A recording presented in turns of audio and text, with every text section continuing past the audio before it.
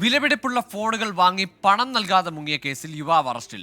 കണ്ണൂർ പാപ്പനിശ്ശേരി സ്വദേശിയായ EG അഭിഷേകിനെ കോഴിക്കോട് ഫറോക്ക് പോലീസാണ് arrest ചെയ്തത്. നെറ്റ് ബാങ്കിംഗ് വഴി പണം ട്രാൻസ്ഫർ ചെയ്തെന്ന് തെറ്റിദ്ധരിപ്പിച്ചാണ് ഇയാൾ ഫോണുകളുമായി മുങ്ങിയത്.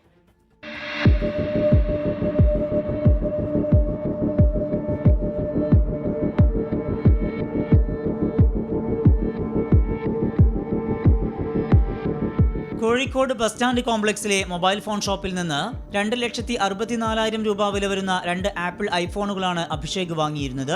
നെറ്റ് ബാങ്കിംഗ് വഴി പണം അയച്ചതായി കട ഉടമയെ ധരിപ്പിച്ച് ഫോണുകളുമായി ഇയാൾ കടന്നുകളഞ്ഞു. എന്നാൽ പണം അക്കൗണ്ടിൽ കയറിയില്ല.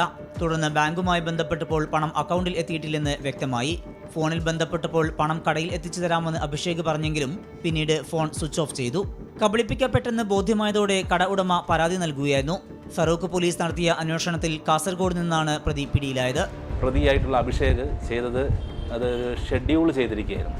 അക്കൗണ്ടിൽ ക്യാഷ് ഇല്ലാതെ തന്നെ മറ്റൊരു ദിവസത്തേക്ക് ക്യാഷ് ട്രാൻസാക്ഷൻ ചെയ്തു എന്ന് വരുത്തി തീർത്തിട്ട് പരാതിക്കാരനെ കബളിപ്പിച്ചിട്ടാണ് 2,64,000 രൂപ നൽകി എന്ന വ്യാജേന മൊബൈൽ ഫോണുമായിട്ട് കടന്നു കളഞ്ഞത്.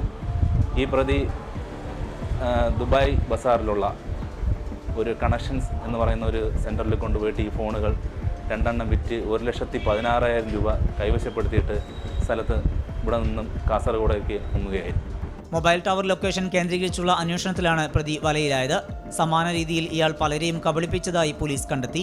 കോടതിയിൽ ഹാജരാക്കിയ പ്രതിയെ റിമാൻഡ് ചെയ്തു. 24 കോഴിക്കോട്.